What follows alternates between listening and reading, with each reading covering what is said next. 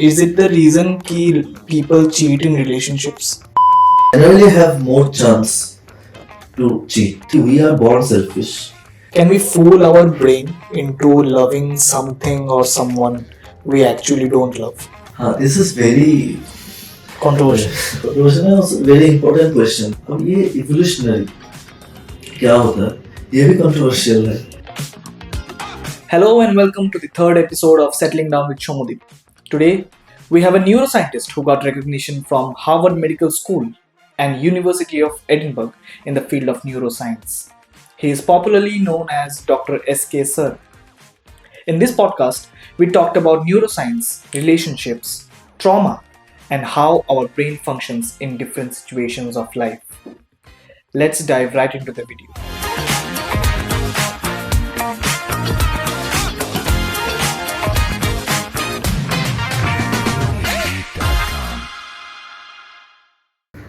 At such a young age, you have entered in this field of research and you have gained recognition from Harvard and University of Edinburgh as well. My first question is, what made you pursue a career in research? Yeah, actually, regarding research, I was very much enthusiastic regarding research from class 10 onward because during that time I started preparing for this National Biology Olympiad. Now, the curriculum of the National Biology Olympiad is very different because we used to study in Tripura Board of Secondary Education, and their syllabus was something different, and this Biology Olympiad was different. Now, to instill the enthusiasm for Biology Olympiad, that should be means the credit should go to our school teachers because they motivated us. Ki, see this Olympiad, you can gain some kind of certificate, some kind of recognition. So from that perspective, when we started preparing for Olympiad, and we saw that the questions of biology could be in such a way that it provokes thinking in the student. Whereas earlier we used to know ki only physics or this mathematics or chemistry, we have some problem solving type of questions. But when I saw that in biology also there are so many different type of questions, just observing the previous year questions of Olympiad, mainly national and international Olympiad, which is conducted by Homi Bhabha. So that was the first time when I developed interest in Olympiad. And over time, means in my class 11 and my class 12, I started thinking about those problems because if you see the questions of Indian National Biology Olympiad, many of the questions are directly taken from some PhD scholar who means from the thesis of a PhD scholar. So they just simplify that their thesis part and ask a particular type of question, and we have to answer that question. There is no direct, clear or correct answer to the question. All the answers are subjective to a student, whatever a student has learned.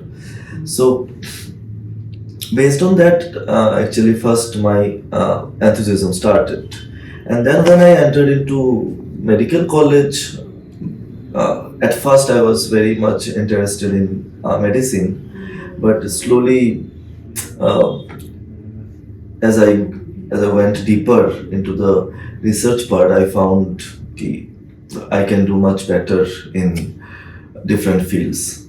So earlier in second year, I started with stem cell research. So I went to Germany and Max Planck Institute of Cell Biology and regenerative medicine. So I was very much interested in cell biology and then cancer and regeneration. But over time, the research related to cancer, I I found ki the enthusiasm among scientists related to cancer suddenly slowed down, and a new field arose quickly, and that's neuroscience. So this is how I shifted from medicine to cancer biology, then to this neuroscience field. So while researching about neuroscience, I came across few terms or few names. For example, Human Brain Project, then Blue Brain Project. Can you just explain what is it about? Okay, so in neuroscience, there's a very interesting story that shaped at least my thinking related to neuroscience. So there was a scientist named, he's still there, Peter Hedgeman, and he's from Berlin, and he used something from botany to human brain. Now, botany, the connection between botany and human brain is there is no connection if we see from our class 11, 12 knowledge. But he actually he is one of the scientists who developed a field called optogenetics. Mm. Now, optogenetics means here there is element of light optics and also genetics, and also it is used in neuroscience. Now, what happened? There are some small proteins on the surface of cells, specifically in neurons also. These proteins are acting as small gate or channel. When these channels open, then some ions flow inside the cell. Suppose sodium ion or calcium ion is flowing inside the cell, and the cell becomes, the membrane becomes slightly, this is called depolarization. Right. Now depolarization is something like a membrane was polarized earlier. Outside was positive, inside was negative, and suddenly due to the opening of a gate, some ions enters into the cell, and the polarity changes of the membrane, because now inside is more positive as compared to outside. This causes some kind of changes This is due to, I think, potassium ions and potassium and sodium. sodium. Yeah. Yeah. So this is any neuroscience or any class 11 student also he or she should know that due to this flow of sodium and potassium ions, suddenly our brain fires signal. Mm. Now there is a algae which can also be, means in that algae also there are some channels. So the algae is a unicellular, so one unicellular organism floating on the surface of water. Its membrane is also having a particular type of channel, but that channel only opens when a particular wavelength of light strikes that algae. So suppose blue light is striking that algae, and then particular channel is opening. Now what few of the scientists, including Peter Hedgeman, did, they used the gene of that algae and introduced that gene to the neuron of a mice. Now एक माइस के neuron, उसके अंदर जो nucleus है, उस nucleus के अंदर बहुत सारे जीन्स है, उसका अपना जीन है, बट उस जीन के अंदर अगर मैं एक प्लांट, एक एल्गी का जीन उसके अंदर अगर घुसा दूं, अटैच कर दूं, एंड एल्गी जो वो एक आयन चैनल बना रहा था अपने लिए, जो ब्लू लाइट आने से ओपन हो रहा था, उसको अगर ये न्यूरॉन भी एक्सप्रेस करते अपने अंदर, एंड जो अभी एक कॉमन फील्ड है, अभी बहुत सारे लैब में हो रहा है, ये अब पर्टिकुलर एक स्पेसिफिक टाइप के चैनल अब न्यूरॉन में एक्सप्रेस हो रहा है, उसको, उस न्यूरॉन को अभी हम लोग ट्रिगर कर सकते हैं, स्टिमुलेट कर सकते हैं. How? By illuminating it with blue light. Blue light. तो अब अभी अगर उस पर्सन को ब्लू लाइट देंगे, उसका पर्टिकुलर ब्रेन का एक पार्ट ट्रिगर हो जाएगा. अब वो पर्सन नहीं, अभी वो क्या है, माइस ब्रेन में है. अब माइस ब्रेन में हम लोग, मेरे रिसर्च में भी यही किया था, माइस ब्रेन में पर्टिकुलर एक लेजर लाइट उसके ऊपर, उसके ब्रेन के ऊपर थोड़ा सा इम्प्लांटेशन करके, तो छोटा सा एक माइस ब्रेन ऑपरेशन करके उसके ऊपर उसको लगा के, when we are sending blue light, mice is performing a particular behavior. Now what happens ki the infrared light can also penetrate our body up to a certain level, say up to dermis. Now if we are including a patch on the scalp, and that patch is releasing some kind of some light, laser light, and we are controlling it with the help of a remote. Okay, so we are controlling an electronic device which is implanted on the surface of the skull, and it is emitting blue light, and we are controlling it with the help of a remote. Now, based on which part of the brain we are stimulating, we can also Trigger different trigger particular type of behavior in a Responses. person. So that interested me hugely at that time, and this was also part of Human Brain Project. The Human Brain Project is a, like, you can search it, is a €1 billion project including 17 universities of Europe, Right. and they were trying to figure out the different parts of human brain and a simulated human brain, the simulation of whole brain of the human. But it started 2003 or 11, I think. Then it recently 2023, when we were there, it actually, the project stopped. Yeah. So when the project stopped, we couldn't achieve what the initial goal was, to simulate the whole brain of human. But we achieved lot of other things, like this schizophrenic behavior, how humans are getting mad, Right. and how we can stimulate a particular parts of the brain so that we can at least try to reverse, or we can at least try to extract some memories which are there in the person's Subconscious mind. deeper part, mainly hippocampus. Why did it stop, sir?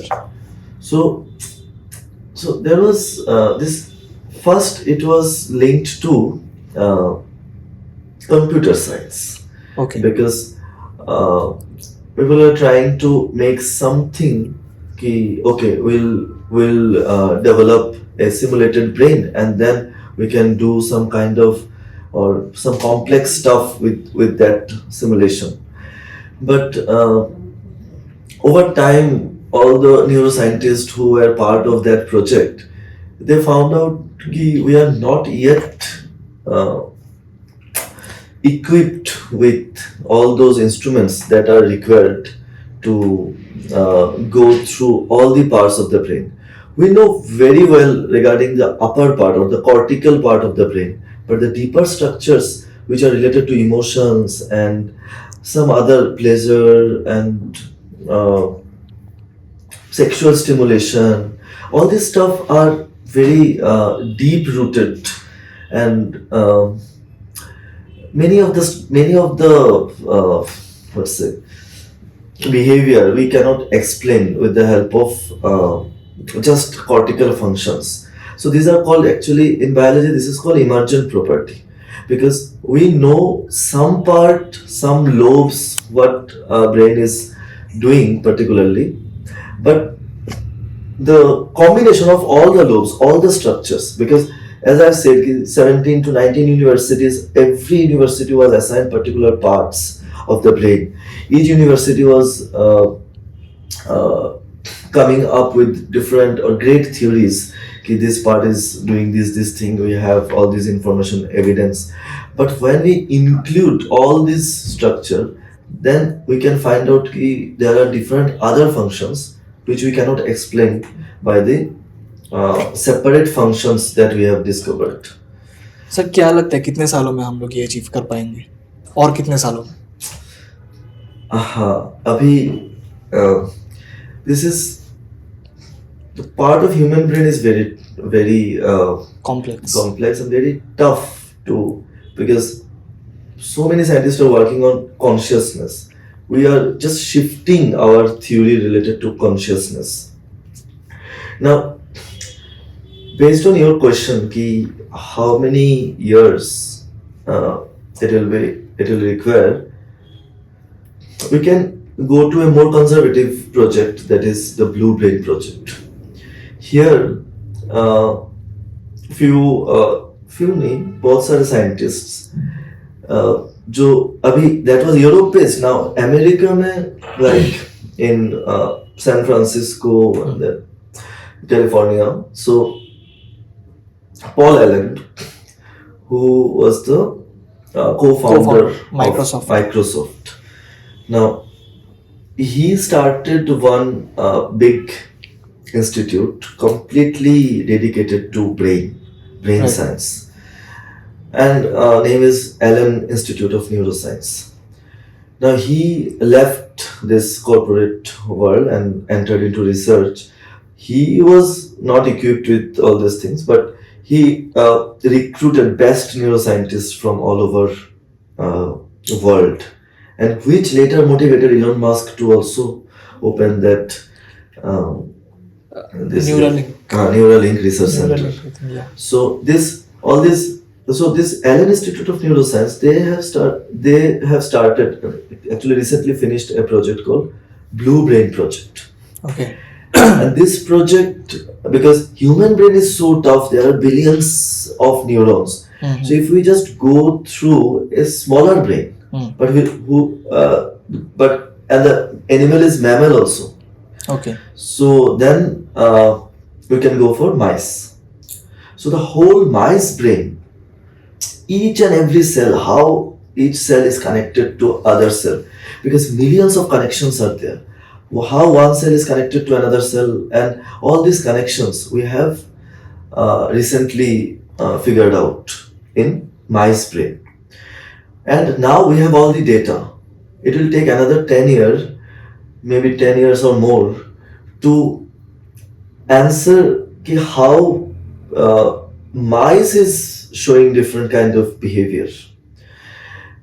And by knowing the mice behavior, we can then compare it with human. That means maybe 30-40 years still neuroscience will means to understand human brain will at least going to take properly. Because if we go to psychiatry department, you'll see lot of diseases which we don't have real answer. We have a group of drugs. Okay, we'll stop dopamine secretion, or we'll increase dopamine, or we'll suppress that part of the brain by giving some kind of suppressive drugs. Basically theories हैं हमारे पास बहुत. Yeah, because psychiatry is it's a very big branch, but if I say personality disorders, Mhm. then this kind of schizophrenia also, because how a person is suddenly experiencing as well as he can उसको कुछ दिखाई दे रहा है जो actual में नहीं है. तो किसी को एक अपना दोस्त दिखाई दे रहा है, एक इमेजिनरी फ्रेंड दिखाई दे रहा है जो रियल में नहीं है. तो brain is developing that particular environment, that person in his cerebral lobes. Now ये सब जो चीजें हैं इसको हम लोग सप्रेस कर सकते हैं, अलग अलग रीजन को सप्रेस कर सकते हैं, but how they are forming this type of illusions, we are actually not yet fully equipped to know. So in that regard, neuroscience research is very much required, and also so many institutes are currently doing that. So what was your No, I was just talking about like Human Brain Project and Blue Brain Project. And उसके बाद कि like कितना time और लगेगा हमको to figure out कि Yeah. Deep functions of brain कैसे होता है. Yeah. So this subconscious I think technology भी और एडवांस होना पड़ेगा फॉर हाँ. दैट. बिकॉज हमारे ब्रेन तो ठीक है, अलग अलग एंगल से अभी mathematicians are also developing some algorithms कि ठीक है हम लोग ऐसे ऐसे करेंगे तो ब्रेन का एक फंक्शन को यहाँ पे we are trying to simulate. तो अगर ब्रेन के एक फंक्शन को सिमुलेट कर पा रहे, अभी बाद में देखेंगे कि okay what another functions it is going to adapt with time. तो ठीक है, हम लोगों ने एक पर्टिकुलर एल्गोरिदम छोड़ दिया, अब वो कैसे अडेप्ट कर रहा है with different data. So we are also trying, and neuroscientists are doing in different way. Then electrical engineers, they are also stimulating some parts and trying to know in MIs कि ठीक है कैसे होगा. तो बहुत सारे एंगल से जब हम लोग मतलब मे बी 10 साल बाद और भी जब बहुत सारा डेटा हमारे पास रहेगा, फिर जाके सबको एक साथ करके हमें कुछ समझ में आ भी सकता है कि ठीक है these are the reasons. But starting from this all Remy Cahal, or you can say Sigmund Freud, this quest to learn about the Human mind. mysterious part of the human mind started. But right now we are doing actually the real science ki okay what is the exact reason ki how neurons are communicating, because we know so many things because we are studying the nervous system chapter from class 9, class 10 or class 11. But and then there is neurology, इतना बड़ा field, इतने सारे doctors, neurosurgery, so many things. But exact the reason कि ठीक है ये होता तो है फाइन, इस जगह को सप्रेस भी कर सकते हैं यूजिंग सम ड्रग्स, सब कुछ ठीक है, बट इसका सर्किट क्या है, how they are developing this memory, how they are forming such structures.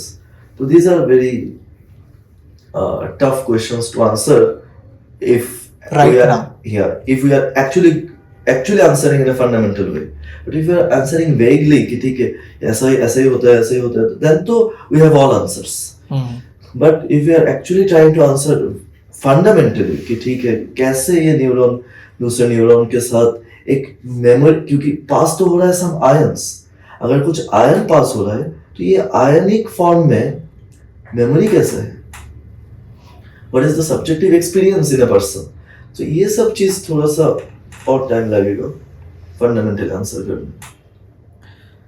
Sir, I recently read somewhere that you have started a startup called Code on Mind, Yeah. if I'm not wrong. Can you just walk me through what is that? Okay, so Code on Mind, actually when I was in Edinburgh, we started, there was an entrepreneurship club there. Okay. So there are a lot of sustainable ideas, climate change related things, and also from our science department, various students were actually coming up with some ideas. So that time I also came up with this idea ki okay, we can if I try to stimulate brain, a particular regions of the brain using a small device and not implantable, because as I was saying कि there are devices which needs to be implanted on the scalp. तो मैं अगर non implantable कुछ device ऐसा बना सकूं जिससे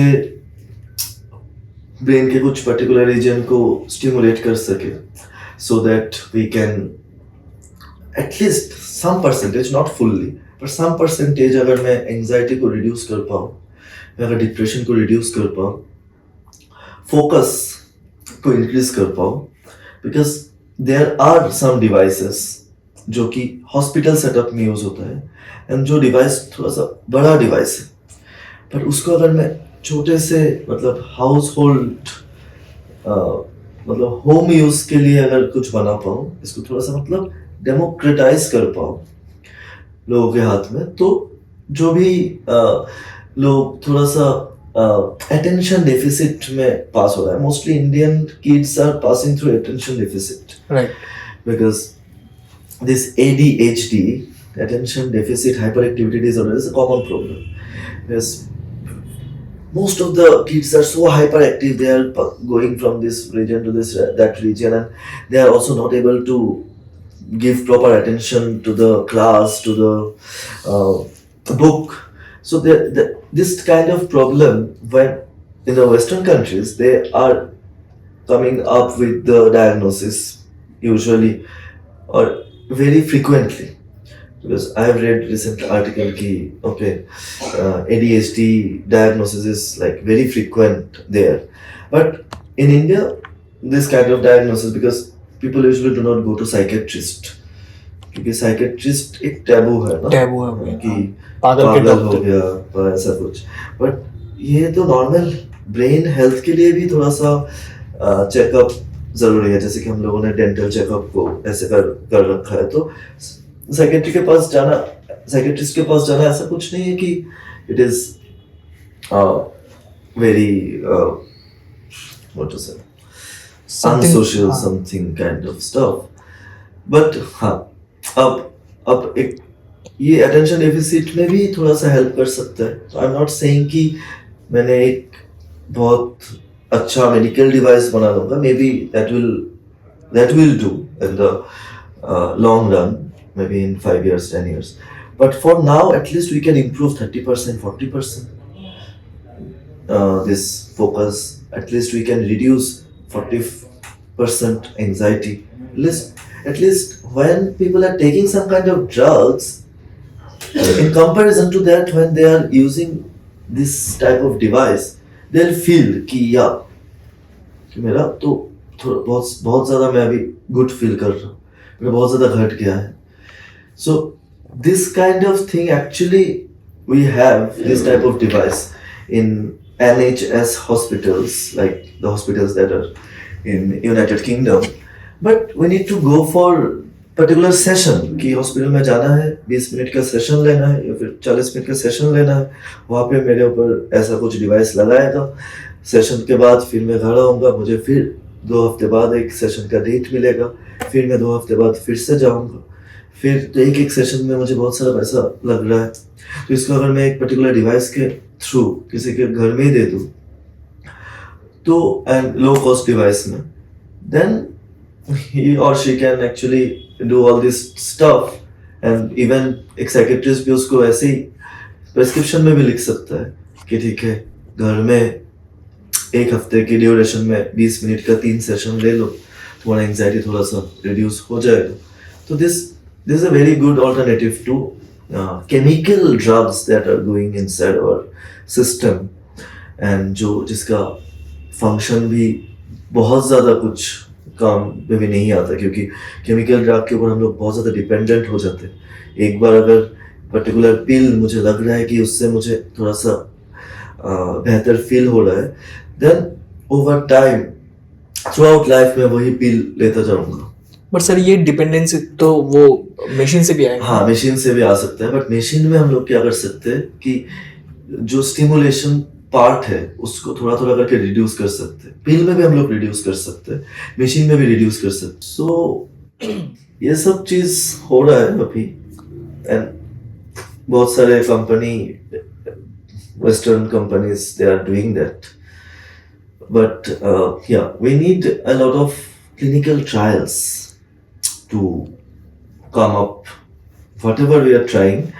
तो हमें जो क्लिनिकल ट्रायल्स चाहिए, not first phase, not second phase, but third fourth phase के जो क्लिनिकल ट्रायल्स है, क्योंकि फर्स्ट एंड सेकेंड तो बहुत सारे जगह पे ऑलरेडी हो चुका है, and this are you can search कि ठीक है, neuromodulation device, there are lot of neuromodulation device, but India में अवेलेबल है।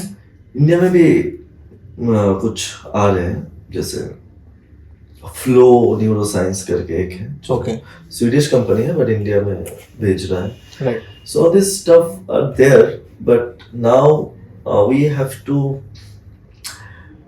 for Indian population, we have to go through rigorous clinical trial, क्योंकि दोनों में मतलब Indian population and western population में एक एक अंतर है जो कि डेवलपमेंट में हमारे में बहुत सारे, जैसे हम लोग वो जिस जिस तरीके के विटामिन्स एंड मिनरल्स का जो रिकमेंडेड अलाउंस है उसको, ठीक है, एक particular class of people they are getting all proper protein, carbohydrate, minerals, vitamins, but most of the Indians are deficient in one or two vitamin, whether it is vitamin B12, whether it is vitamin D, whether it is vitamin C. There is some kind of deficiency in Indian population and Indian kid, at least 70% population. Upper middle class, higher class, they might not be having this kind of problems. So in that case, as there are nutritional deficiency also, first we have to provide supplements, or at least we have to give proper nutritional support. Then these extra things will come in the market. Right. So basically हम लोग concentration वगैरह को control कर पाएंगे with this. Control, हाँ, मतलब at least if earlier we were studying for 3 hours and the effectiveness was only for 15 minutes, okay. we don't even know. We are studying and studying, but actual our concentration was for 15 or 20 minutes only, हाँ हाँ. and the other 2 hours time was just waste. Got it. मतलब efficiency बढ़ जाएगा. हाँ, थोड़ा सा efficiency बढ़ा सकते हैं. राइट. बट सर ये करने से डू यू थिंक कि एक जो कंपटीशन रहता है एंड लाइक अगर सभी ये चीज़ यूज़ करने लग जाए, डू यू थिंक कि it will create an imbalance? हाँ, अभी that's the ethical part of any business, or at least, but this part is like common even for this multivitamin tablets or anything, because so many people all over the villages and all, they are trying to get some vitamin, right. but to get those vitamins they need to take lot of food, lot of fresh food and all this, and to maintain healthy lifestyle is also very costly in India. Now in that regard, if they if a kid need to eat say 3 egg per day and then some meat to fulfill his or her protein demand, and then some leafy vegetables for vitamins and all this, they need lot of money also to maintain that. Now for that supplements were there, means were introduced, but supplements are also not very much effective. But now there are very high priced supplements which only a particular class of people can afford. Not everyone can afford. Now this is there, this will be there in every field. So now even in case of this concentration part, obviously with time low cost devices will come in the market and everybody will be able to afford that over time, like mobile phones also. Earlier only few people were having mobile phone, then now most of the people are acquiring it anyway. So if we don't start, then that phase will never come. But at least initially, yeah, few will have that advantage, few will not have that advantage, and then I think with time everyone will be using that in some way possible, as the world is getting so much distracted and there is so much of information overload. Because earlier when I was in class 5, class 6, there was not much information. All the information that we used to obtain was from newspaper or books, Yes. magazines. Now from mobile only so much of information is there कि एक student को, मतलब एक student को तो सब information मिल रहा है, उसको लग रहा है कि ठीक है मैं तो सारे, मतलब मैं तो बुरा कुछ नहीं कर रहा हूँ. Suppose someone is not seeing something और वीडियो भी नहीं देख रहा है, कुछ नहीं देख रहा है, बट उसको जो भी दिखाई दे रहा है उसको लग रहा है कि ये तो एक गुड इन्फॉर्मेशन है, मुझे एक इन्फॉर्मेशन मिल रहा है, I am getting knowledgeable regarding this field, but उस information उसको उस age में चाहिए ही नहीं. But all those information that kid, even उसको जो चाहिए नहीं, उसके पास वो सब information आ रहा है. तो अब उसमें से सिलेक्ट करना, मतलब क्रिटिकल थिंकिंग करना बहुत टफ है. Critical thinking is now some course offering by Stanford, MIT की ठीक है कैसे थिंक करना है, क्योंकि हमारे पास इतना कुछ आ रहा है. उसके ऊपर अभी हमें डिसाइड करना है मुझे क्या लेना है क्या नहीं लेना है. ये बहुत सारे बच्चों को नहीं आता है, एटलीस्ट यहाँ पे डेवलपिंग कंट्रीज में. तो वो सब कुछ ले लेता है, वो उसका नॉलेज बढ़ रहा है, बट उसमें बहुत ज़्यादा डिस्ट्रैक्शन आ रहा है. वो किसी भी फील्ड में थोड़ा सा भी अच्छा करने से टफ हो जाएगा. तो उस जगह पे आएगा हमें फोकस करना, कि हमें पर्टिकुलर जगह पे फोकस करना है. नहीं तो ऑटोमेटिकली इतना ज़्यादा डिस्ट्रैक्शन होगा कि 30 साल बाद लगेगा कि मुझे तो बहुत कुछ आता है, बट एक्चुअली मैं I am good for nothing. Sir, according to WHO, there is an increase in addiction of some kind amongst teenagers, especially, for example, in social media or consumption of pornographic content or drug abuse. I want to know what is the neuroscience behind addiction in general. Yeah, means now drug addiction is something different, and social media or any particular type of behavior related addiction is something different. Now, different means what? There is a common element in the pathway. So if I try to express this the neuroscience, but using some kind of analogy, then we can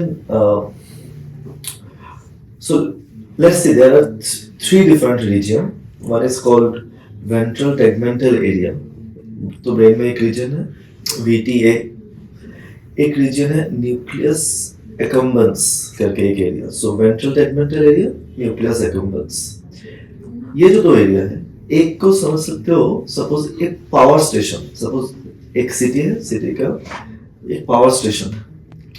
power station जो electricity generate कर रहा है उधर से, वो पूरे से street light में पूरे एरिया में पास हो जाए ना. उस एरिया में से एक पर्टिकुलर जगह है जिसको हम लोग न्यूक्लियस एक्कम्बेंस कह रहे हैं.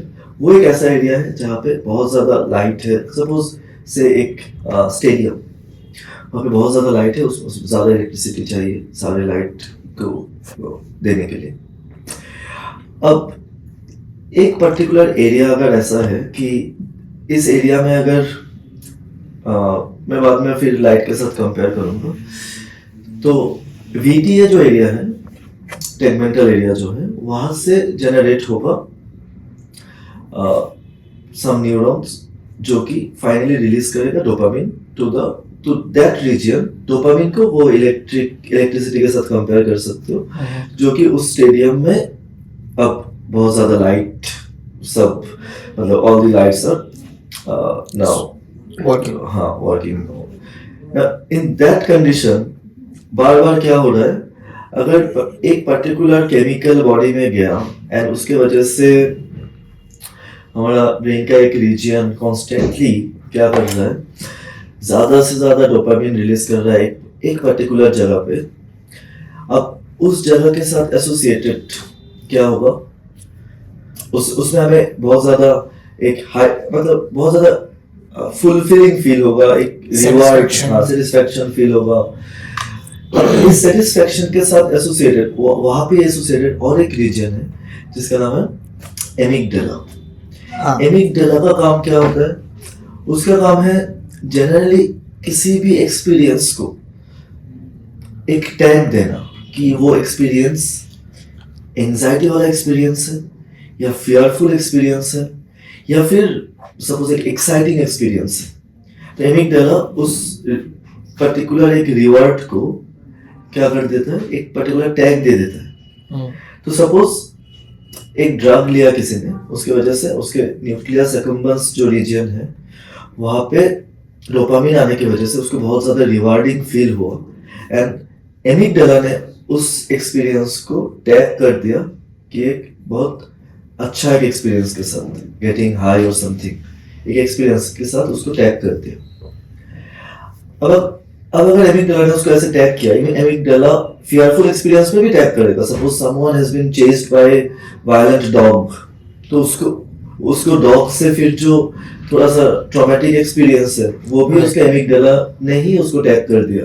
ओके। ठीक है, तो इन दैट कंडीशन क्या होगा, सपोज हाँ, अब क्या है, हमारा जो एक बार लिया ज्यादा कुछ प्रॉब्लम नहीं होगा, दो बार लिया फिर भी कुछ प्रॉब्लम नहीं होगा, बट ओवर टाइम हमारे ब्रेन में जो फ्रंटल रीजन है उसको हम लोग पीएफसी, प्री फ्रंटल कॉर्टेक्स कहते हैं, that is the main deciding area. Suppose एक सिटी काउंसिल की तरह है जो डिसाइड कर रहा है कि इलेक्ट्रिसिटी पूरे सिटी में, जैसे कि मैंने जो एनालॉजी स्टार्ट किया था, इलेक्ट्रिसिटी पूरे सिटी में सब जगह पे जाना चाहिए था, ना कि जस्ट उस स्टेडियम में। राइट। ठीक है, तो अब वो जो डिसाइडिंग एरिया है वो एरिया धीरे धीरे वीक हो जाएगा। ठीक है, उसका जो प्लानिंग वगैरह जो भी हो रहा था, वो प्लानिंग डिसीजन टेकिंग वीक होगा। तो एक एरिया में वीकनिंग हो रहा है, दूसरे एरिया में न्यूरॉन के स्ट्रेंथ इंक्रीज कर रहा है। अब ओवर टाइम क्या होगा, नॉर्मल जो जिस चीज़ों से हमें थोड़ा सा सपोज प्लेजर मिलता है, थोड़ा सा खुशी मिलता है, कैसा हो सकता है, जैसे कि suppose we are spending some time with our friends, तो जनरली जिसको एडिक्शन नहीं है उसको फ्रेंड के साथ जब टाइम स्पेंड करेगा उसको थोड़ा सा अच्छा फील हो रहा है, क्योंकि बॉडी में थोड़ा थोड़ा लेवल डोपामिन रिलीज हो रहा है उसी रीजन। अब जब ऑलरेडी उसने पर्टिकुलर एक ड्रग लेके या फिर किसी और चीज से बहुत ज्यादा डोपामिन मिल रहा था उसको, अब उसको ऐसे छोटे छोटे डोपामिन से कुछ फर्क नहीं पड़ेगा। तो जिस जगह पे उसको नॉर्मल सपोज पेरेंट्स के साथ टाइम स्पेंड करना, फ्रेंड्स के साथ टाइम स्पेंड करना, या फिर किसी दूसरे जगह से जो उसको खुशी मिल रहा था, वो यहाँ पे भी बहुत फ्लैट लगेगा। वो ज्यादा तो उसमें उससे उसको ज्यादा कुछ रिवॉर्ड नहीं मिल रहा है। उसको रिवॉर्ड तभी मिलेगा जब एक साथ में बहुत ज्यादा डोपामिन आएगा, एंड वो तभी आएगा जब उसको वो ड्रग लेगा या फिर जो भी पर्टिकुलर चीज कर रहा था वो लेगा।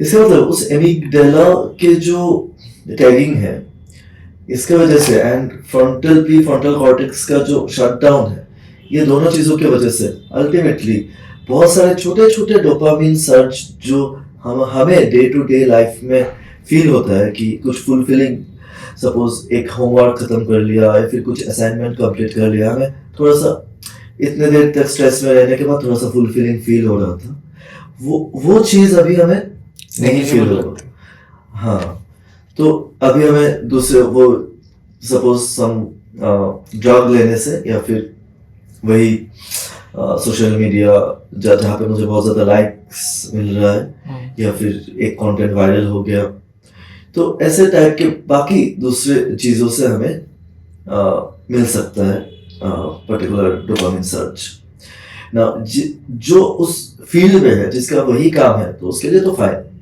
बट जो उस फील्ड में नहीं है, जिसका ये काम नहीं है, उसको भी दूसरे फील्ड में उसमें मजा आने लगेगा।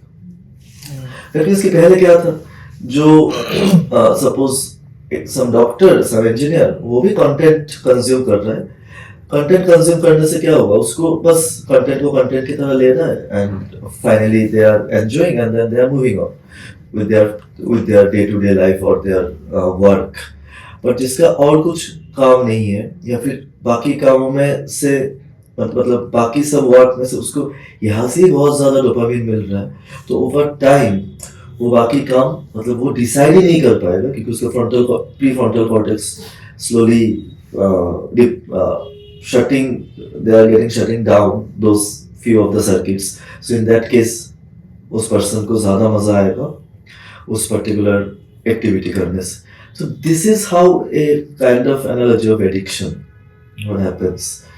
Now एडिक्शन में अब क्या होगा, जनरली ये जो एमिगडाला है ये बहुत ही मतलब प्रिमिटिव, मतलब ब्रेन के बहुत ही अंदर की तरफ है ये वाला रीजन, तो ये और भी एक चीज कर सकता है कि सम क्यूज, मे बी कुछ भी चीज जो हमें उस ड्रग के तरफ या फिर उस सोशल मीडिया एडिक्शन के तरफ थोड़ा सा भी पॉइंट करेगा। मतलब मुझे अगर कुछ भी रास्ता दिखाई दे रहा है कि अच्छा ये मोबाइल अगर मुझे मिल जाता, इंटरनेट अगर मुझे मिल जाता, मैं अगर वो सब देख लेता, तो इसका मतलब क्या है, that is some environmental cue. तो एक छोटा सा क्यू अगर हमें मिल गया कि उस क्यू को लेके फिर मैं मेरे डेस्टिनेशन तक पहुंच सकता हूँ। डेस्टिनेशन मतलब जहाँ पे मुझे ज्यादा डोपामिन मिलेगा, whether it is getting some drug or maybe something ये समथिंग, देखो समथिंग एडिक्शन ऐसा भी तो हो सकता है कि जैसे कि हमारे पेरेंट्स, उनके लिए एडिक्शन क्या था कि एक जब सोशल मीडिया नहीं था तब एक पर्टिकुलर चौराहे में सपोज चाय बेच रहा है कोई, वहां पे हर दिन शाम को दोस्तों के साथ उधर जाना, वो भी तो एक काइंड ऑफ एडिक्शन है। उसको भी तो मतलब वहां पे भी तो उन्हें क्या मिलता था, ज्यादा डोपामिन सर्च मिलता था। तो जो भी हो जाए घर में, बाकी मतलब काम खत्म होने के बाद वहां पे जाना किसी भी तरह, अगर वहां पे नहीं जा पाया किसी भी मतलब रास्ते से भी अगर जा रहा है, तो ऐसा अगर कोई जगह मिल गया या फिर किसी भी वे में अगर उधर जाने का एक बहाना मिल गया, तो they will take that road. ठीक है। Now in case of more और मोर इंटेंस डोपामिन सर्च जो कि ड्रग्स में होता है, उस केस में क्या है, हम लोग रास्ता निकालेंगे कि किस रास्ते से हम लोग पहुंच सकते हैं उस रीजन। एमिगडाला हमें क्या करेगा अल्टीमेटली, सारे जो क्यूज है, सपोज मैं एक फंक्शन में जा रहा हूँ, किसी भी जगह पे जा रहा हूँ, उधर अगर मुझे थोड़ा सा भी मतलब ऐसे हम लोगों ने बहुत सारे लोगों को देखा जिन्होंने मतलब रिहेबिलिटेशन सेंटर से भी आ गया बैक करके, सब कुछ ठीक हो गया, फिर एक दोस्त के शादी में गया, फिर किसी एक पर्टिकुलर फंक्शन में गया, जिसको उसका ब्रेन थोड़ा सा एसोसिएट कर पाता है कि कभी ना कभी ऐसे ही फंक्शन में उसने लिया था, तो उसके ब्रेन ने उसको मतलब उसके उस टाइम को एसोसिएट कर लिया with a particular environmental cue. तो वो ट्राई करेगा कि उस दिन वहां पे कुछ लेने के लिए, अगर उसको एक्सेस मिल गया उस टाइम पे, तो फिर से एडिक्शन स्टार्ट हो जाएगा रिहैब के बाद भी।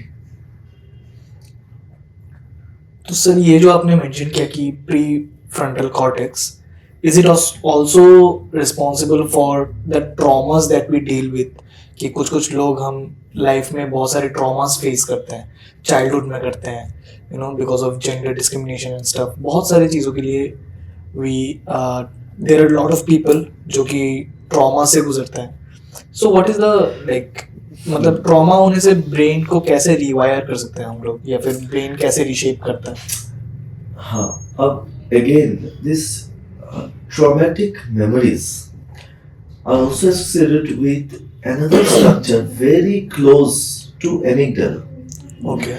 That means वही जो amygdala मैंने कहा कि एक साइरेन सिस्टम है, हाँ, वो एक एक्सपीरियंस को टैग कर रहा है। हाँ, तो एक पर्टिकुलर ट्रॉमा से जब कोई गुजरेगा, तो उस एक्सपीरियंस को amygdala ने टैग कर दिया, बहुत ही फियरफुल एंजाइटी वाला एक किसी के साथ। अब क्या होगा, अगेन जैसे कि मैंने कहा कि एडिक्शन के टाइम पे कोई भी सिचुएशन जो उस पर्सन को उस पर्टिकुलर वे में जहाँ पे उसको ज्यादा डोपामिन मिलेगा, उस पर्टिकुलर वे में जाने में हेल्प करता है, क्योंकि एमिगडाला ने उस सिचुएशन को एक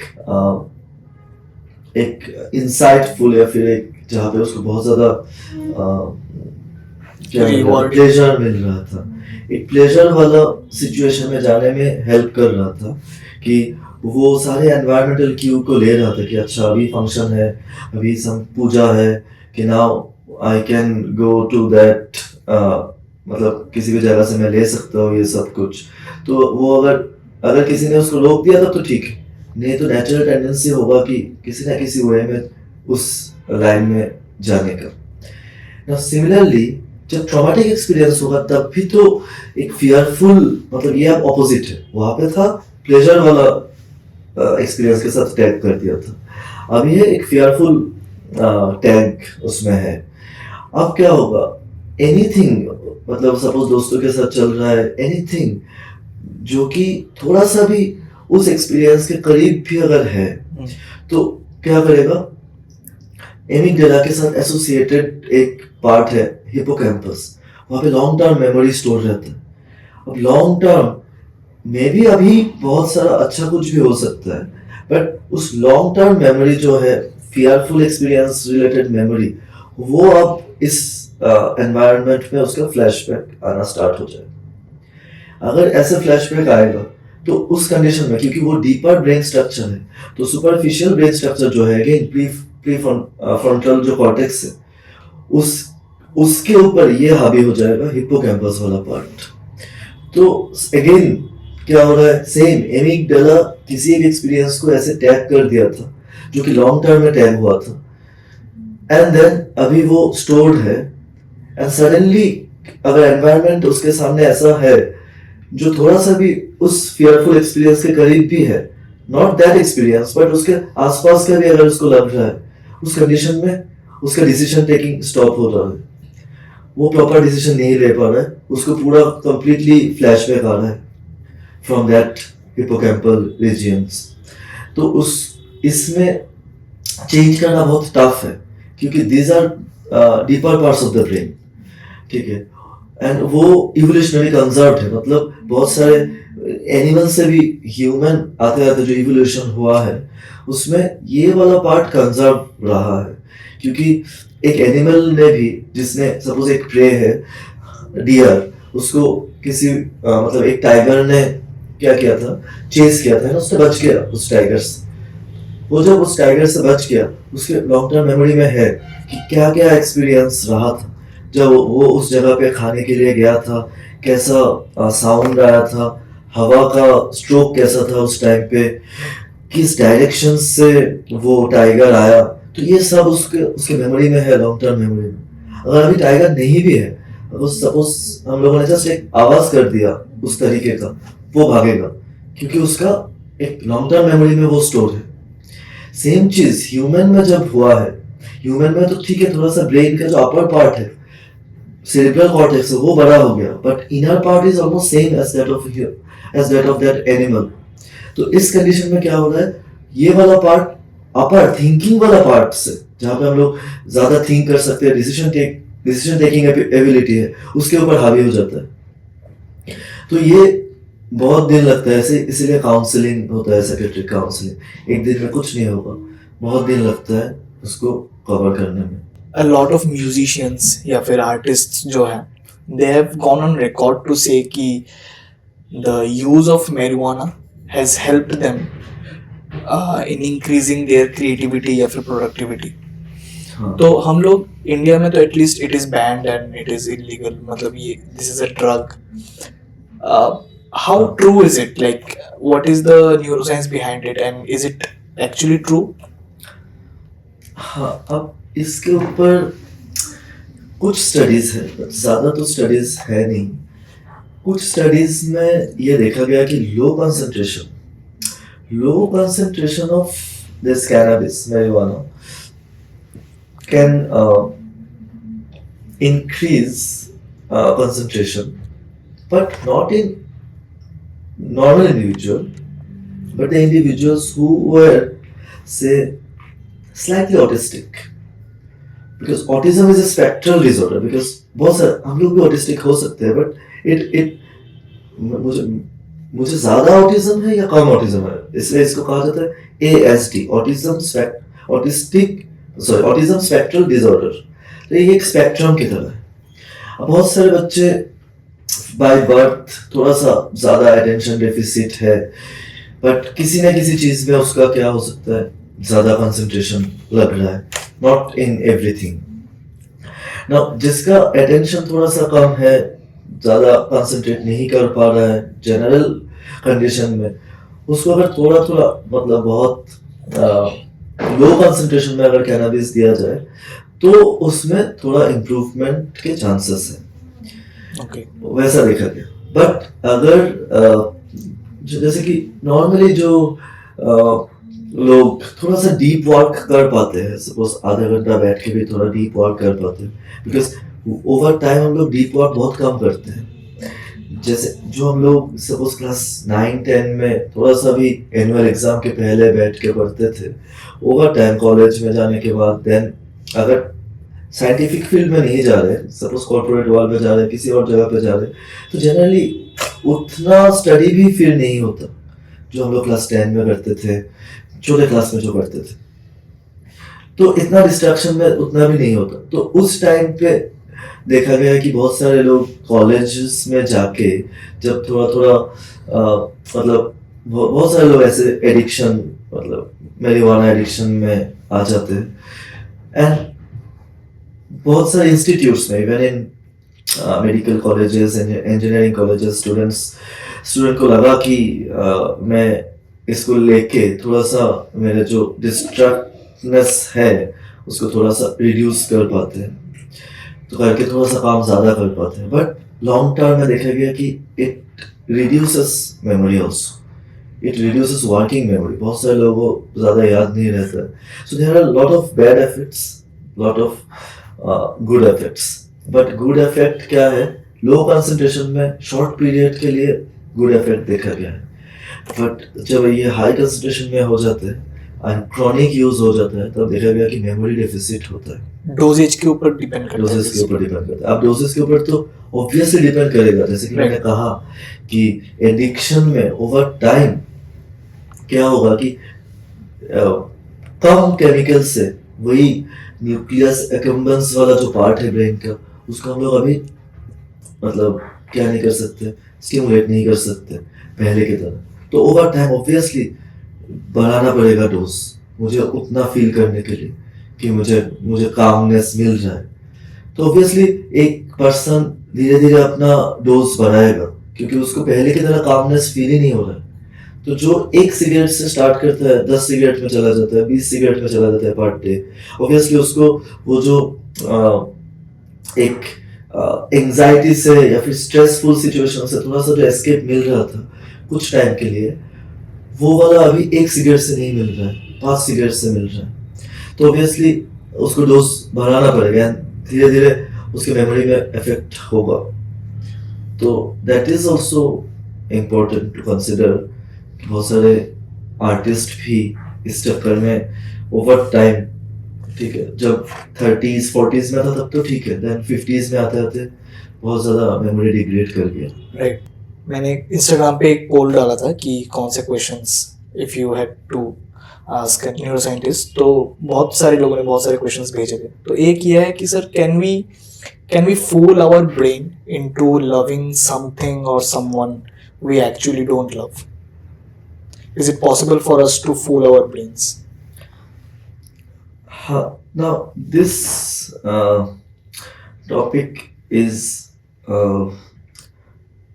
not very researched, but we can obviously answer that in terms of neuroscience and psychiatric or mental fulfillness in this.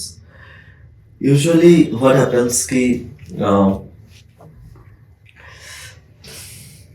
the more time and more reward we are getting with something or some place or someone, we tend to believe that that person is that thing is that place is responsible for my well-being.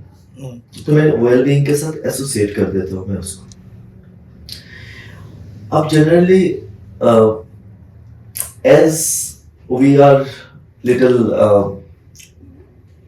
when we are younger, हमारे brain में neurotransmitters release भी ज़्यादा concentration में हो रहा है as compare to when we are very old. तो जैसे हम लोग कहते हैं कि ठीक है एज के साथ विजडम आ गया एंड ऑल, ओवर टाइम क्या हो रहा है, चीज़ों को एज इट इज हम लोग देख पाते हैं, क्योंकि एक पर्टिकुलर एरिया ज़्यादा हावी नहीं है बाकी एरियाज के ऊपर। नाउ जैसे कि फूलिंग के जब बात है कि मैं अगर एक एक चीज अगर मैं पढ़ रहा हूँ एंड मुझे पढ़ रहा हूँ या फिर एसोसिएट कर रहा हूँ किसी एक चीज को एंड मुझे लग रहा है कि मैं यहाँ पे अच्छा ही कर रहा हूँ या फिर सम काइंड ऑफ रिवॉर्ड मुझे मिल रहा है बाकी पीआर ग्रुप से या फिर प्लेजर को एसोसिएट करके उस चीज़ों के साथ इस केस से क्या होता है कि जनरली नथिंग इज मतलब ये जो love and this is controversial but ये जो किस love and all this thing जो भी है इसमें ये भी एक डिसिप्लिन एक मोटिवेशन की तरह हम लोग देख सकते हैं कि मैंने अगर कमिट कर दिया बिकॉज देयर इज ये जो चीज़ है ना कि डिसीजन एंड कि someone is trying to find his or her inner calling Right. ठीक है ना कि मैं किसके लिए बना हूँ तो ऐसे तो बहुत सालों से फिलोसॉफिकली चल रहा है ना तो जनरली क्या होता है हम लोगों ने जो आज तक देखा है कि हमें पहले एक डिसीजन लेना है देन अल्टीमेटली एक डिसीजन को हमें राइट बनाना होता है बहुत बार ऐसा होता है कि कुछ प्रेशर में आके या फिर बहुत ज़्यादा एक्साइटमेंट में मोटिवेशन में हम लोगों ने एक डिसीजन ले लिया अब लव के केस में भी ऐसा हो सकता है कि एक डिसीजन लिया है and then after taking the decision अगर मैं बहुत ज़्यादा रैशनली सोचूं तब तो मेरे लिए ये सब कुछ मैटर नहीं करेगा कोई भी लव और कुछ भी मैटर नहीं करेगा because a little bit of irrationalism makes us human ठीक है ना तो अगर मैं ज़्यादा रैशनली सोचूं तो ये मैटर नहीं करेगा बट जनरल वे में अगर मैं देखूंगा कि मैंने किसी को कमिट किया या फिर किसी चीज़ को कमिट किया किसी कोर्स को कमिट किया मैं उसके अंदर गया and now after some time when I am अगर मैं उसमें ज़्यादा अच्छा कुछ नहीं कर पाया मेरी वजह से अच्छा कुछ नहीं कर पाया क्योंकि मैंने बहुत सारी चीज़ों में फिर मेरा दिमाग लगाया था ज़्यादा रैशनली सोचने की कोशिश किया था कि इसमें से मैं निकल जाऊंगा ऐसे कुछ करके बट विथ टाइम मैंने देखा कि मैं किसी में भी ज़्यादा कुछ अच्छा नहीं कर पाया तो ऑटोमेटिकली जो भी लॉन्ग टर्म मतलब जो भी साइंटिस्ट है या फिर डॉक्टर्स इंजीनियर्स जो भी लोग हैं लॉन्ग टर्म में अगर मैं suppose 60 year old 70 year old उनका अगर मैं पूछूंगा कि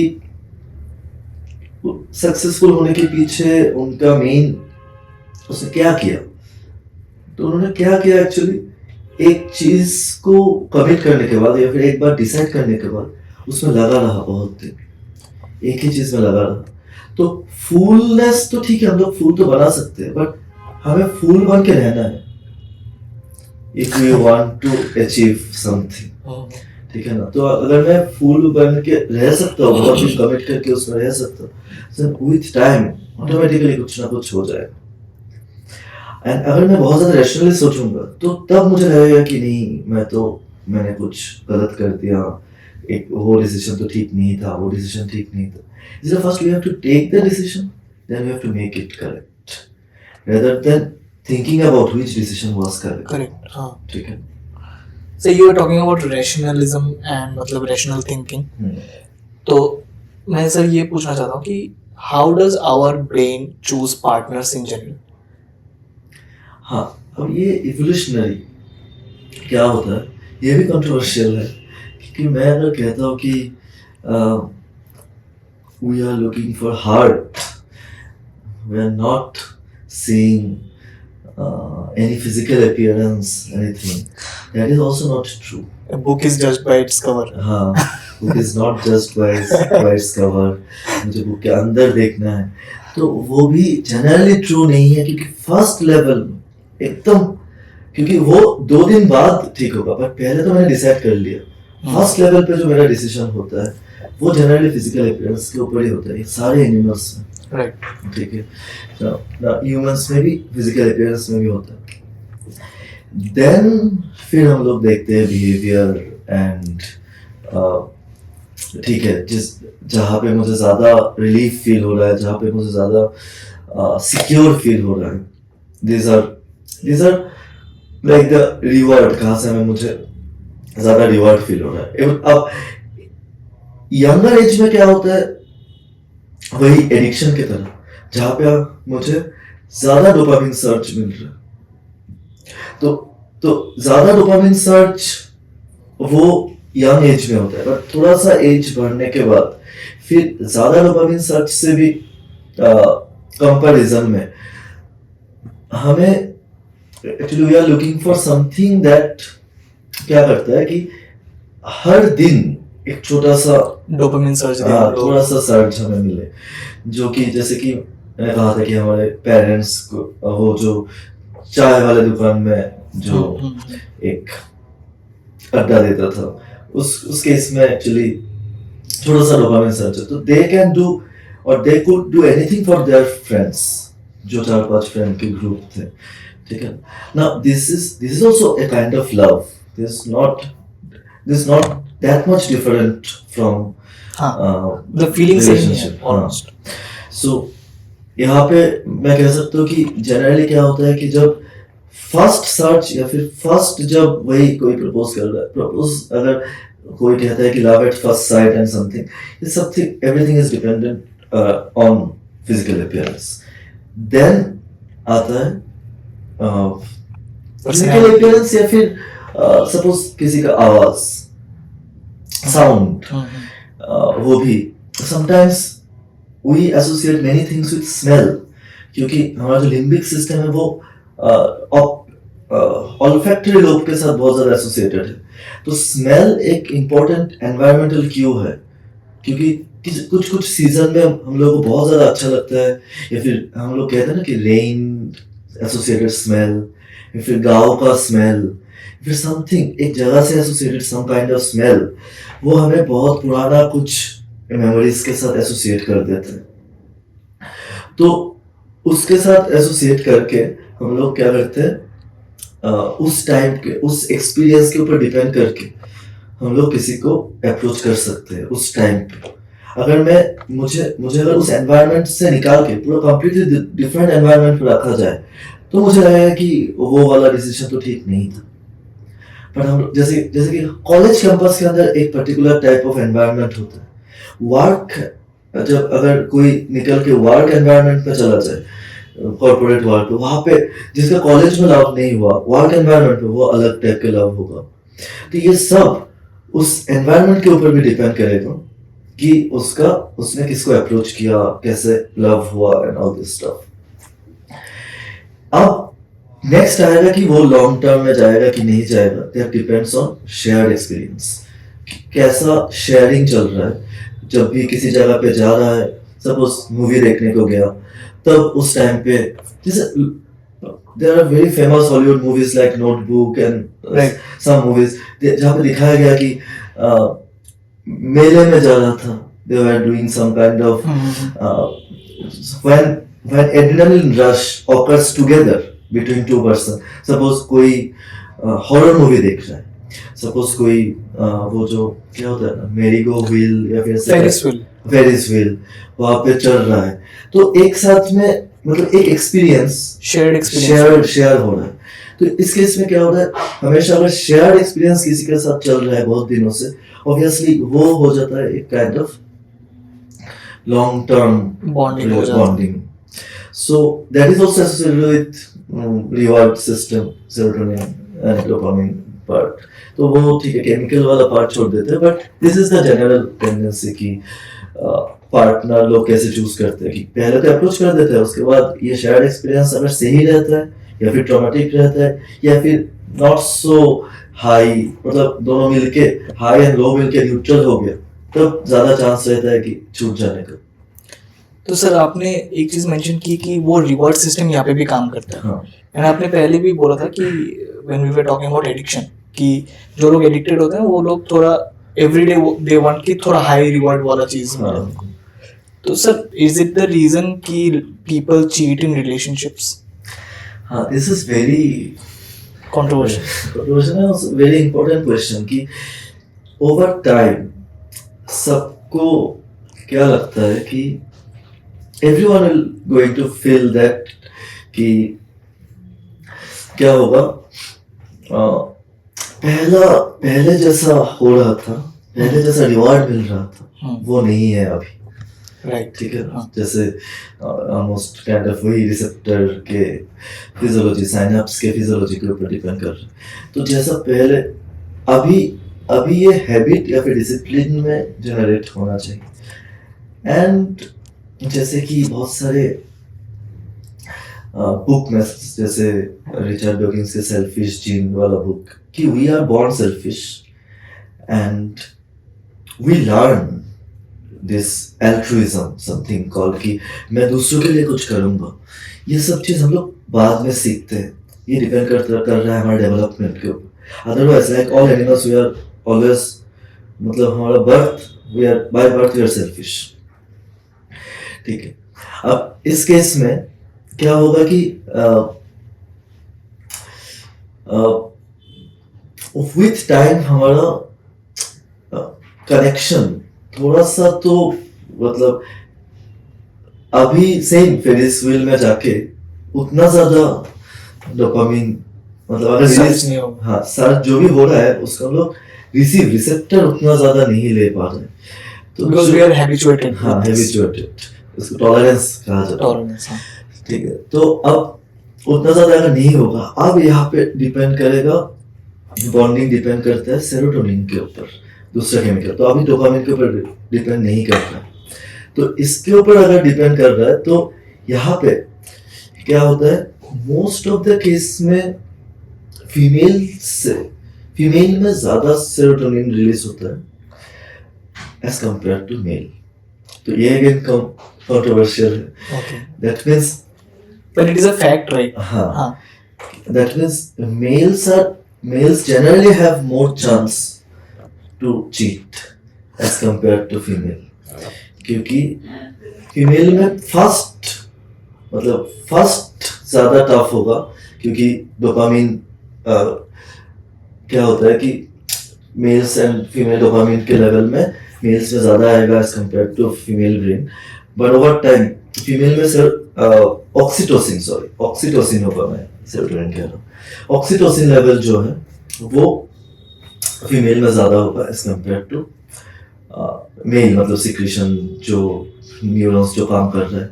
that means at first go there are more chance कि मेल क्या करे कि बॉन्डिंग से निकलने का चांसेस ज्यादा होता है। बट वहां पे फिर डिपेंड करेगा कि उसका हिपोकैम्पस, एमिगडाला, मतलब उसका इंट्रिंसिक, मतलब उसका डेवलपमेंट कैसे हुआ, चाइल्डहुड कैसे स्पेंड हुआ, कि किस एनवायरनमेंट में बड़ा हुआ, उसका जो फैमिली बैकग्राउंड है, बहुत कुछ फिर बाद में डिपेंड कर जाता है कि वो उसका एनवायरनमेंट कैसा रहा। उसके पास अगर ऐसे बहुत सारा एग्जाम्पल पहले से है, then there is high chance कि वो चीट करेगा। और अगर नहीं है, और एक पर्टिकुलर प्रॉपर डिसेंट फैमिली में से आया है, सो ऑटोमेटिकली डिपेंड करेगा कि वो by shared values and other discipline वो रह जाए बहुत दिन। तो बहुत सारी चीज एक्चुअली डेवलपमेंट, चाइल्डहुड डेवलपमेंट के ऊपर भी डिपेंड कर रहा है, ब्रेन को कैसे शेप किया गया, traumatic experience.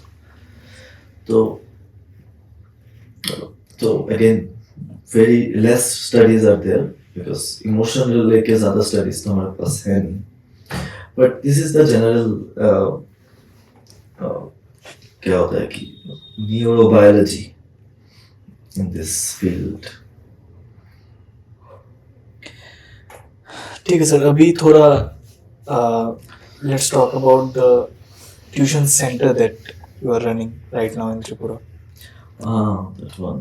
So you have taught many students over the years.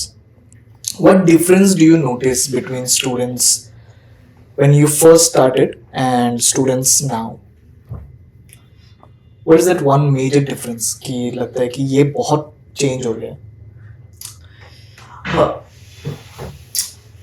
अब क्या है, recently we have there is a major shift in online education over मतलब लास्ट अगर मैं 5-6 साल देखूंगा मतलब कोविड से स्टार्ट करके मैसिव शिफ्ट हो गया। अब स्टूडेंट्स के पास क्या है, ऑप्शन है, बहुत ज़्यादा ऑप्शन है कि मैं कहीं से भी पढ़ लूँ, अगर पढ़ना ही है तो मैं पढ़ लूँगा कहीं से। बट पढ़ना and what kind of content I am consuming, because when you see कि some teacher is teaching as compared to suppose your school where most of the अभी भी most of the government school में बहुत ज़्यादा teaching नहीं होता, तो as compared to teaching at your school जब देखोगे कि कोई भी ज़्यादा effort दे के थोड़ा सा पढ़ा रहा है तो we will obviously consume that content. Now with the massive rise of coaching centers and online education, there are a lot of people who are coming into this field. Teachers who are not equipped और ज़्यादा उतना study भी नहीं किया, but when students are asking particular type of question, they are giving some explanation. पर उस explanation पे जाने के लिए हमें बहुत ज़्यादा पढ़ना पड़ा। वहाँ पे अभी भी जो भी चीज़ मैं कह रहा हूँ उसके लिए मतलब जैसे कि मैंने सेरोटोनिन कह दिया, वहाँ पे ऑक्सीटोसिन होगा थोड़ा सा, क्योंकि वो इतना ज़्यादा इंफॉर्मेशन है कि मैं क्या कह रहा हूँ उसमें बहुत इजी वे में क्या हो सकता है कि गलतियाँ हो सकती हैं।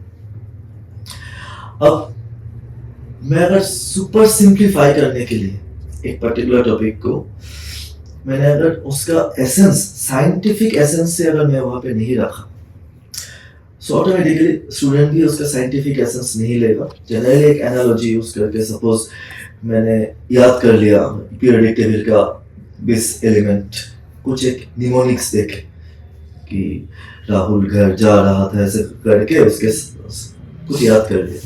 तो ऐसे करने से ओवर टाइम क्या होगा कि मेरे स्टूडेंट का जो साइंटिफिक टेम्परामेंट है वो डेवलप नहीं करेगा। अभी ऐसा नहीं कि स्टूडेंट खराब हो रहा है, ऐसा कुछ नहीं है, स्टूडेंट अच्छा कर रहा है, बट अच्छा जो करेगा वो यूजी लेवल में अच्छा करना है, पीजी लेवल में अच्छा करने में डिफरेंस। सपोज कोई एक पर्टिकुलर मार्क्स लेके कॉलेज में घुस गया, पर कॉलेज में वो क्रिटिकली थिंक ही नहीं कर पा रहा है, सब कुछ लेके बिजी है। क्रिटिकल थिंकिंग कॉलेज में स्टार्ट नहीं होगा, वो स्टार्ट होगा और पहले से क्लास 9 क्लास 10 से। अगर क्लास 9-10 में मैं किसी को भी जैसे भी मतलब जस्ट कुछ चैप्टर खत्म कर दिया, क्योंकि 9-10 में सीबीएसई में कितने ही चैप्टर होता है, तो मैं खत्म कर दिया, उसको भी कुछ नोट वोट लिखा के उसको भी ज़्यादा मिल रहा है, बट फाइन। बट उसको क्रिटिकल थिंकिंग आना चाहिए कि मुझे ओवर टाइम क्या क्या कंटेंट लेना है, कैसे पढ़ना है, how should I research my answer. मैं जो आंसर कह रहा हूँ वो एक्चुअली में ठीक है कि नहीं, एक क्लाइंट कुछ पॉइंट वो तो एक दिन में नहीं सीख सकता, ये बच्चे बहुत दिनों में सीखते हैं। तो अभी जो मैं ट्रेंड देखता हूँ कि स्टूडेंट जस्ट कुछ खत्म कर रहा है सिलेबस एंड कुछ एमसीक्यू प्रैक्टिस कर रहा है। एमसीक्यू में ट्रांजिशन जो ये अभी जो नीट होता है उसका एमसीक्यू में ट्रांजिशन हुआ था 2012 में। उसके पहले जो एआईपीएमटी था वहाँ पे कुछ लिखना पड़ता था। Okay. Even in national exam, you are writing something, and your writing was being evaluated by some professor, someone. तो अभी अगर राइटिंग ही नहीं है, मैं एक पर्टिकुलर सेंटेंस को कंपोज ही नहीं कर पा रहा हूँ कि कैसे लिखूंगा, कौन सा पार्ट सामने लिखूंगा, कौन सा पार्ट पीछे लिखूंगा, एंड मैं जस्ट बहुत सारा एमसीक्यू किसी ना किसी वे में ट्रिक से, क्योंकि केस बेस्ड भी तो नहीं होता, पीजी में आता है case based question, MBBS PG में, बट ऐसे यूजी में नहीं आता। तो इस कंपैरिजन में स्टूडेंट का क्या होता है, ऑटोमेटिकली किसी भी कॉलेज में घुस गया, अब उसके बाद स्टार्ट होगा उसका स्ट्रगल। उसको हमेशा वो इम्पोस्टर सिंड्रोम में मतलब सफ़र करेगा, उसको लगेगा कि अरे मुझे तो उतना कुछ नहीं आता, मतलब उसका जो वो कॉन्फिडेंस है कि मुझे बहुत कुछ आता है। जब हम लोग क्लास 12 से जब शिफ्ट हुए थे फर्स्ट ईयर में, तो मुझे लगा था कि फर्स्ट ईयर वाले टॉपिक तो ये मैं ऐसे ही कर लूँगा, बट ये अभी के स्टूडेंट, किसी भी स्टूडेंट को मैं अगर पूछता हूँ, मेरे स्टूडेंट्स हैं जो भी है, को लगता है कि फर्स्ट ईयर तो इतना वास्ट है, एनाटॉमी मतलब मेडिकल में anatomy, biochemistry and this physiology, इतना कुछ है, मुझे कैसे पढ़ूंगा, कैसे ख़त्म करूंगा, ये सब कुछ लगता है। बट ये वो ट्रांजिशन फिर अगेन एब्रप्ट ट्रांजिशन होता है। तो वहाँ पे एक पर्टिकुलर क्रिटिकल थिंकिंग स्टूडेंट के अंदर रहना चाहिए कि मैं कैसा कंटेंट कंज्यूम कर रहा हूँ, मैं कैसे पढ़ रहा हूँ। तो ये अगर ऐसा नहीं है कि मैं पूरा पीएचडी कर लूँ, मैं बड़ा बड़ा बुक लेके बैठ जाऊँ, मेरा जो बुक है वही पढ़ रहा हूँ, but I am asking the right questions कि एक लाइन पढ़ के मैं राइट क्वेश्चन पूछ रहा हूँ कि ठीक है। तो अभी मुझे वो राइट क्वेश्चन बहुत कम मिलता है as compare to 2019, 2020, just before covid, जब स्टूडेंट्स बहुत ज़्यादा राइट क्वेश्चन पूछ रहे हैं। And we have seen in AIIMS also कि अभी का जो लास्ट बैच जो था, भाविक बंसल का जो अभी आई थिंक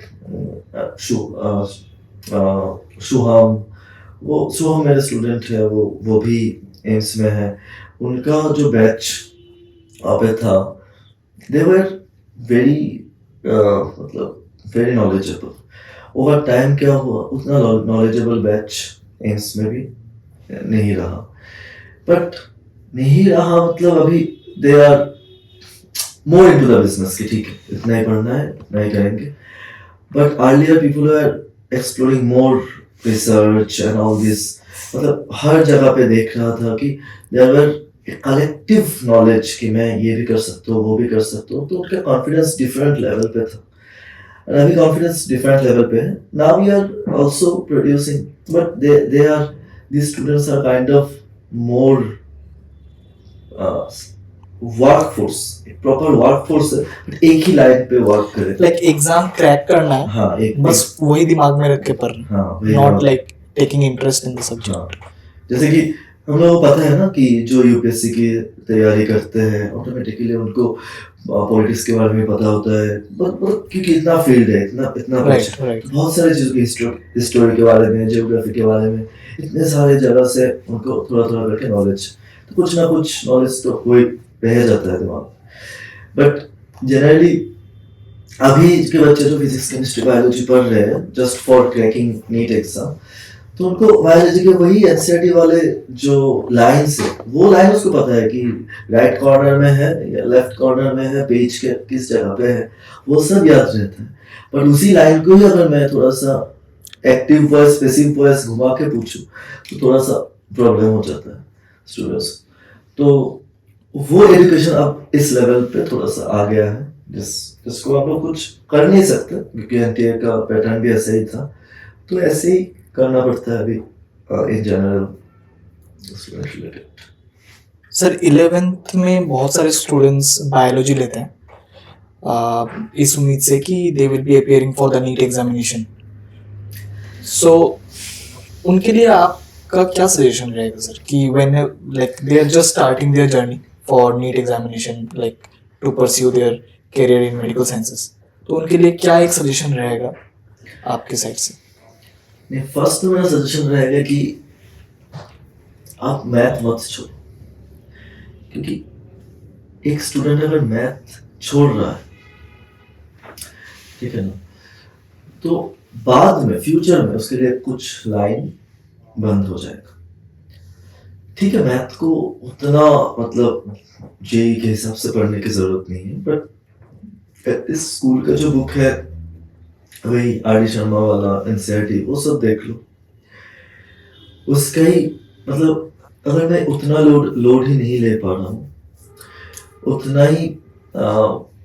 उतना फिजिक्स ही नहीं कर पा रहा हूँ, मुझे लग रहा है कि देन तो बहुत सारे ऑप्शन है तुम्हारे पास। आर्ट्स भी, क्योंकि I know so many people की आर्ट्स से इतना अच्छा कर रहा है। इवन एनआईएफटी जो है, national institute of fashion technology जो है, they are doing so much, मतलब डिजाइन स्कूल जो है दिल्ली में शायद, तो बहुत सारे ऐसे स्कूल है। टीआईएसएस जो है, जो सोशल साइंस जो है, बहुत सारे जगह पे बहुत हमें उस फील्ड से भी बहुत सारे वर्कफोर्स चाहिए ओवर टाइम। फिलोसॉफी में चाहिए, पॉलिटी में चाहिए, सब कुछ में चाहिए ना। ठीक है, if you are not able to understand physics, chemistry, math and you are just understanding biology, ऐसा बहुत से स्टूडेंट हैं जिनको सिर्फ बायोलॉजी आता है। कैसे बायोलॉजी आता है? क्योंकि बायोलॉजी तो जस्ट रटने वाली चीज़ है, कहीं से भी सुन लिया, लग रहा है कि हमें आता है, पर उसको एक्चुअल में नहीं आता बायोलॉजी। मैं ऐसे बहुत से स्टूडेंट देखता हूँ जिनको लगता है उसको बायोलॉजी आता है, बट उनका एक्चुअली बायोलॉजी नहीं आता, क्योंकि biology is such a subject which is the combination of physics, chemistry, math. Math is the language of science. तो उस कॉम्बिनेशन में मैं अगर किसी भी चीज़ के बहुत डीप में जाऊँ, फंडामेंटल पार्ट में जाऊँ, तो वहाँ पे मुझे देखने को मिलेगा कि हाँ, कुछ फिजिक्स के प्रिंसिपल्स हैं। पूरा ही तो केमिस्ट्री है, बायोलॉजी मतलब पूरा बायोमोलिक्यूल्स, सेल, मतलब यहाँ पे केमिस्ट्री की बहुत सारी चीज़ें हैं। एंड ब्रेन में जब हम लोग पढ़ते हैं, स्टार्ट ही करते हैं नास्ट इक्वेशन से, तो केमिस्ट्री से स्टार्ट होता है। तो इतने सारे चीज़ें हैं, फिर इंटीग्रेशन वगैरह मैथ तो हमें आना ही चाहिए। तो अगर मुझे लगता है कि नहीं, अगर 21st सेंचुरी में 2025 में आके मुझे लगता है कि पुराने वाले मेरे पापा के टाइम के या फिर मेरे ग्रैंडफादर के टाइम पे जो डॉक्टर्स थे, जो एक छोटे से चैम्बर लेके किसी गांव में, किसी शहर में बैठे हुए थे, मुझे उनकी तरह बनना है, तो डिफरेंट इशू है, तो बन सकते हो, ओके फाइन। बट मैं अगर new world medicine, personalised medicine, genomics, इसमें जाना है मुझे, जो कि फ्यूचरिस्टिक मेडिसिन है, तो मुझे बहुत कुछ आना चाहिए। तो अगर मेरा क्लास 12 में नहीं रहा मैथ, और क्योंकि मैं उतना हार्डल मतलब नहीं कर सकता, हार्डशिप, उस केस में क्या होगा? ठीक है, डॉक्टर बन गए, स्टेट मेडिकल कॉलेज में भी घुस गए, फिर अगर सेम निकलने के बाद फिर ठीक है एमडी भी कर लिया, और करने के बाद मुझे एक चैम्बर लेके बैठना है, तो fine, I have no issue with that. और अगर ऐसा करना है कि नहीं, मुझे और भी वर्ल्ड में क्या क्या चल रहा है उसमें भी एक्सप्लोर करना है, क्योंकि ओवर टाइम अभी जो मतलब जिसके बारे में स्टूडेंट सोच भी नहीं रहा है, विथ टाइम जब बहुत सारे इंफॉर्मेशन उसके पास आएगा कॉलेज में जाने के बाद, वो फिर दूसरी चीज़ के बारे में सोचेगा। अभी उसके पास इन्फॉर्म डिसीजन लेने के लिए सिचुएशन ही नहीं है उसके पास, वो बस जिनसे सुन रहा है, अपने पेरेंट्स से सुन रहा है, जो उस फील्ड में है ही नहीं, तो जिनसे सुन रहा है उनके हिसाब से अभी का डिसीजन ले ली, बट बाद में जाके उसको पता चलेगा कि क्या है वर्ल्ड, तो उस जगह से डिसीजन लेना मतलब फिर उसको लगेगा कि अरे मेरा तो ये छूट गया, मेरा तो ये है ही नहीं, मैं तो वो ले ही नहीं सकता। तो अगर तब जाके लगेगा कि मैं वो नहीं ले सकता, इसका मतलब क्या हो गया? क्योंकि तुमने पुराने वाले डिसीजन में ऐसा गलती किया जो अभी नहीं कर सकते, उसको रिवर्स नहीं कर सकते। तो इसीलिए मतलब सेम मैथ के स्टूडेंट्स जो इंजीनियरिंग कर रहे हैं, उनके लिए भी सेम चीज़ है कि साइंस के सब्जेक्ट को मत छोड़ो अभी, क्योंकि 21st सेंचुरी में इट इज यहाँ पे बहुत सारे बड़े बड़े इंजीनियर्स, हमारे हार्वर्ड में भी, ह्यूमन ब्रेन प्रोजेक्ट में भी हम लोगों ने काम किया, इजराइल से इंजीनियर्स, मतलब बायोलॉजी भी है, मैथ भी है, तो दोनों रहना चाहिए, जस्ट सो दैट उसका लाइन ओपन रहे ओवर टाइम, क्योंकि पता नहीं कि 26 साल की उम्र में उसको क्या लगे कि मैं ये वाला कोर्स करूंगा, उस वहाँ पे जाऊंगा, अभी मैं अप्लाई करूंगा। अगर एप्लीकेशन का रास्ता ही ओपन नहीं है तुम्हारे पास, तो अप्लाई कैसे करोगे? अप्लाई नहीं कर सकते, तो अपने वो चांस ही नहीं ले सकते, ठीक है ना? तो that is one suggestion. And then ठीक है, बायोलॉजी के बारे में थोड़ा सा वो मगिंग अप सब्जेक्ट नहीं है, बहुत सारे जगहों पे हमें लगता है कि जैसे पढ़ा रहा है, बहुत अच्छा लगा, मैम का फेस अच्छा लगा, सर का फेस अच्छा लगा, बहुत सारे लोग किसी टीचर का फेस अच्छा लगा इसीलिए आ रहे, तो वो भी नहीं करना चाहिए। Sir, if you were given a chance to conduct the NEET examination, आप कैसे करते सर? आप मैथमेटिक्स को इंक्लूड करते? मैथमेटिक्स को इंक्लूड नहीं करता, क्योंकि ओवर टाइम लास्ट में जब प्रिपरेशन के टाइम पे, लास्ट के टाइम पे आफ्टर बोर्ड एग्जाम इतना ज़्यादा चांस नहीं है। At a very basic level. हाँ, बेसिक लेवल, जैसे कि अगर मुझे हार्वर्ड में जाना है या फिर यूएस के किसी भी कॉलेज में जाना है आफ्टर क्लास 12, हमें देना पड़ता है सेट एग्जाम। हाँ, सेट एग्जाम में क्या है? इंग्लिश है, मैथ है, ठीक है, Right. वहाँ पे साइंस है ही नहीं। तो अगर मुझे इंग्लिश एंड मैथ देख के उसके बाद कॉलेज टू कॉलेज वेरी करता है कि ठीक है साइंस का क्या एग्जाम लेगा वो लोग, तो जनरल स्टूडेंट को डिटेक्ट किया जा रहा है bye there English composition skill and quantitative skill like GRE exam also. तो उसके इंग्लिश कॉम्पोजिशन स्किल अगर ठीक है और एक कॉम्प्लेक्स पैराग्राफ को देख के उसके अंदर से इंपॉर्टेंट चीज़ों को वो निकाल पा रहा है, एंड मैथ के भी बहुत सारे क्वांटिटेटिव जैसे कि क्या है तो इंजीनियरिंग का एग्जाम है गेट गेट गेट होता अच्छा है ना, हाँ तो उसमें भी तो M.Tech के लिए वही वही है ना, बहुत सारे क्वांटिटेटिव हम्म। चीजें हैं, या फिर एमबीए के एग्जाम में भी होते हैं। कैट के एग्जाम हाँ, तो ऐसे क्वांटिटेटिव स्किल्स रहना चाहिए, जनरल क्वांटिटेटिव स्किल। नहीं तो उसको सिंपल कैलकुलेशन अलग अलग टाइप के सिंपल चीजें भी जो बैंकिंग के एग्जाम में भी होता है वैसे एक छोटा सा पार्ट रहने से क्या होता है एकदम थोड़ा सा स्ट्रीट स्मार्ट वाला जो बच्चे हैं वो आगे आ जाएगा। ठीक है, उसको मे बी ज्यादा डेप्थ फिजिक्स केमिस्ट्री बायोलॉजी नहीं आता, बट अगर थोड़ा सा वो सेक्शन भी रहा जो बहुत थोड़ा सा अलग तरीके की स्मार्टनेस है वो भी आगे आएगा। एंड उसके साथ मैं थोड़ा case based biology question include करता कि ठीक है अगर केस ऐसा है, मैंने पढ़ लिया डाइजेशन चैप्टर, ठीक है अगर किसी के पास स्टोमक का थोड़ा सा पार्ट ऑपरेशन होता तब क्या होता, तो ऐसे टाइप के तो उसको चूज करना है।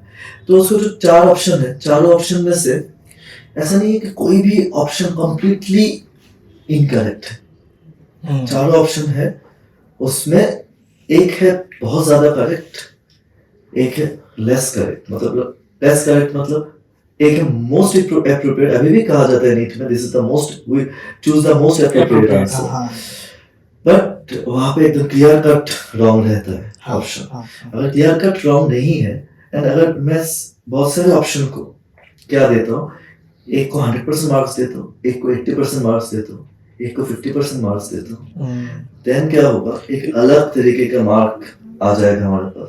कौन which student included many different scenarios in his answer and which student included just 50% of the scenario in his answer, तो मार्क्स का जो लेवल है थोड़ा डिफरेंट आएगा। तो किसी ने बहुत ज़्यादा सिनेरियो को एक साथ चूज़ किया मतलब उसका क्रिटिकल थिंकिंग एबिलिटी ज़्यादा है, एंड किसी ने 50% को चूज़ किया, एक पार्ट उसके दिमाग में आया ही नहीं उस सिचुएशन में। इसका मतलब वही डॉक्टर्स जब डिसाइड करते हैं एक पेशेंट के ऊपर ऑपरेशन करना है कि नहीं, वो भी तो एक डिसीजन टेकिंग है, उसको बहुत सारी चीज़ों को चूज करना है। ऐसा नहीं कि मैं बस पैसे के लिए मैं ऑपरेशन थिएटर में दे दिया। जनरली बड़े बड़े हॉस्पिटल्स में तो सिलेक्ट किया जाता है, एक पैनल बैठता है कि ठीक है उसका लिवर खराब है, अच्छा हार्ट में भी थोड़ा प्रॉब्लम है, ये है, तो सब लोग मिलकर फिर okay we are deciding okay we will go for operation after 15 days of medicine. तो ये सब जो चीज़ें हैं वो भी तो डिसीजन टेकिंग है, तो उसके पास ऑप्शन बहुत सारा रहेगा, बट वो एकदम बेस्ट पॉसिबिलिटी क्या है उसको चूज करें। Alright sir, thank you for doing this, बहुत अच्छा लगा सर आपसे बात करके। Thank you so much, you have came up with lot of interesting question. Thank you so much. I hope audience को भी अच्छा लगेगा आपकी बातें सुन। Thank you.